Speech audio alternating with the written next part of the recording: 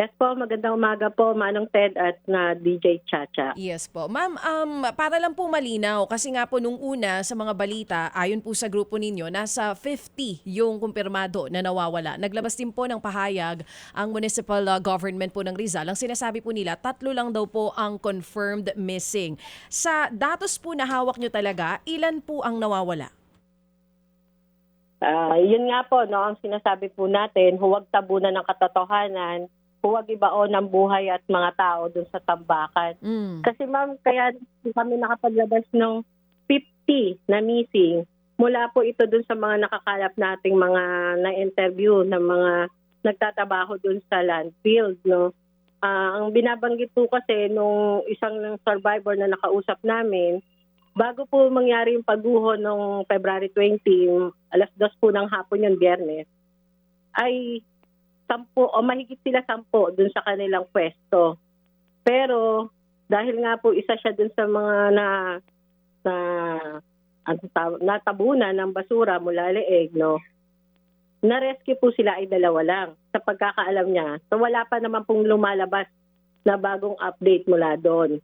Tapos, yung iba pong nakausap natin, yung sinasabi, may bulldozer na nahulog at bago po nahulog yung bulldozer, may mga taong mahigit 20 ang kumapit doon sa pag-asa na maisasalba sila. Pero dahil nga pati yung bulldozer nahulog, kaya mahigit 20 po yun. Idagdag po natin yung binabanggit ng mahigit 10 pero 2 lang yung nailigtas sa pagkakaalam ng survivor. Kaya po nandun kami sa datos na mahigit mga 50 at may nakita din po kasi kami video na inilabas ng isang netizen na yun nga, kitang-kita na mga 100 siguro yun, yung mga nakapula na nagpipilit na makaakyat mula dun sa pagkaguho ng mga basura.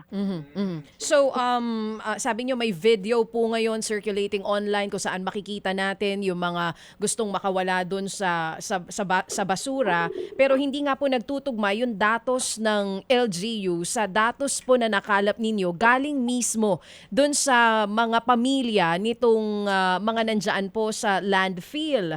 Ano pong paliwanag ng LGU dito? Bakit hindi nga daw po medyo malayo yung 3 sa 50? Opo. Batay na rin po doon sa mga nakakausap natin, ma'am.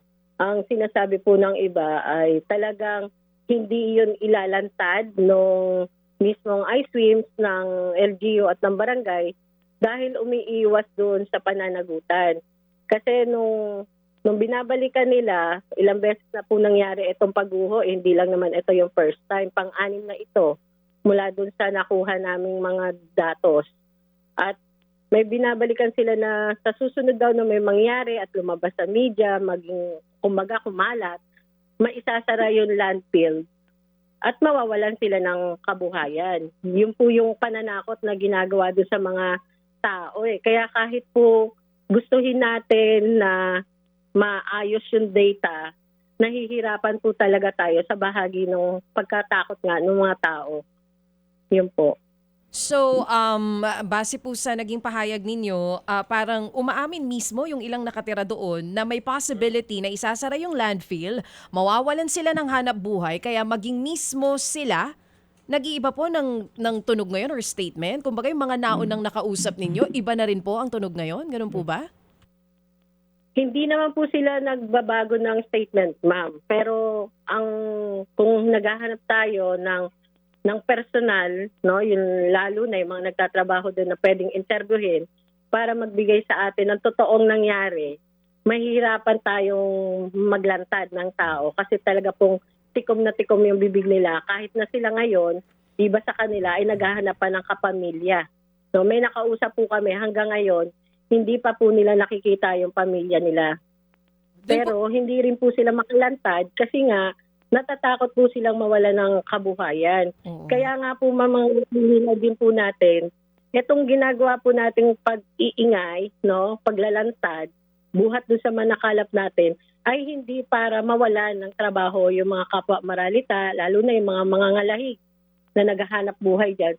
Kung hindi, para maayos lang po yung pamamaraan ng pangangasiwa at magkaroon ng proteksyon at benepisyo yung mga tao kasi napakahirap po ng trabahong ginagawa nila. No, nakataya po yung buhay nila, yung mga chemical po dun sa basura, yung kalagayan nila, kalunos-lunos, nagbabayad sila ng buwis, pero kahit yung guantes hindi sila ma-provide, napakahirap ng kalagayan nila. Kaya ang gusto po natin ay magkaroon ng mabilisang rescue kasi ma'am, nabanggit niyo naman po kanina, no, Friday pa nangyari. Pero hanggang ngayon, yung mga kapamilya, hindi nila nararamdaman yung urgency mula sa bahagi ng barangay at ng LGU plus yung sa mismong ISWIM, no? Parang mas okay na lang na tabunan na lang itong kwentong ito, tabunan na lang yung mga taong ito at maging normal na lang na magkaroon ulit ng pangangahalahik diyan sa loob. Ang sinasabi po dito, ma'am, ng DENR, ang operator po ng landfill ay Green Leaf Solid Waste Management. Iba ho ba ito dito sa ISWIMS, itong International Solid Waste Integrated Management Specialist Incorporated? Parang ang pinakaano po nila ay yung ISWIMS kasi kung makikita niyo po doon sa gate mismo ng landfill, nakasulat po doon, Rizal Provincial Sanitary Landfill. Tapos yung ISWIMS sa ilalim. Malamang po, yung nabanggit niyo, Manong Ted, ay bahagi ng mga nagpapasok pa doon. Kasi nagmumukha na po, monopolyo na po yung dating nitong pamamasura dito sa atin, no, sa ilalim nga ng ISWIMS at ni Dennis Sandel na nakikita po natin may mga connection doon sa pangangasiwa ng landfill. Opo, kasi po itong LGU ang turing nila dito ay ISWIMS. Pero ito hong DENR ay Green Leaf Solid Waste Management, no? Magkaiba dito sa kanilang official statement. Well, anyway, but bottom line po, ito po ay landfill area dyan na matagal na pong operating. Ilang taon na po ito? Ilang dekada na po ito, Ma'am Mimi?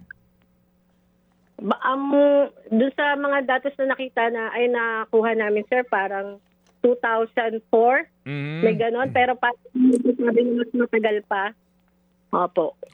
Sige, so kasi ma'am, kung nangyari ito nung hapon pa ng Biyernes at ang sinasabi po ng LGU, 3 yung missing, meron hong kayo bang kasi yung chance na meron pa makasurvive dito habang tumatagal nga lumiliit. Ngayon ba may mga tao kayo sa ground, as in meron bang nangyayari ngayon na paghuhukay doon para meron pang ma-retrieve kung sakasakali man po? Yan nga po, sir, yung sinisingil ng mga kapamilya kasi kahapon po nag-try din yung ilang mga pwedeng kumuha ng pictures na malayo dun sa landfill mismo. Wala ho silang nakita na mga heavy equipment na nagre-rescue at nagse-search. No, ang nakita po nila ay yung mga nagtratrabaho pa rin dun sa loob ng landfill. Kaya po yun yung hinahanap natin mula sa barangay, sa LGU. Dapat nung Friday pa lang po na nangyari yung sakuna ay nagkaroon na ng deployment ng search and rescue. Pero yun nga po, sir, ilang araw na, oras lang po yung kalaban natin para makakuha pa ng mga buhay na mga nalubog sa basura, di po ba? Okay, sige. So, ma'am, kasi po ngayon, dito po sa LGU announcement, dito ho kami sa Sandal kasi ito ho yung kanilang official, no? 3 yung missing. Pero kayo mismo po, sa report ng mga miyembro po ninyo at yung mga nagbabasura dyan, talaga pong 50 ito? Baka nga, sir, marami pa eh. Depende po sa makakala pa namin. Oo, kasi kaya din po yung isa namin gustong anuhin sa LGU at sa barangay, tigilan po nila yung pangharas dun sa mga kapamilya. Kasi, sir, kinausap nila talaga yung mga pamilya nung Friday pa lang daw ng hapon at binili na wag magsalita sa media, wag maglabas ng mga photos, ng videos. Kumbaga, sir, kapalit nung, sige, pag nagsalita kayo, hindi na kayo makakapasok sa landfill.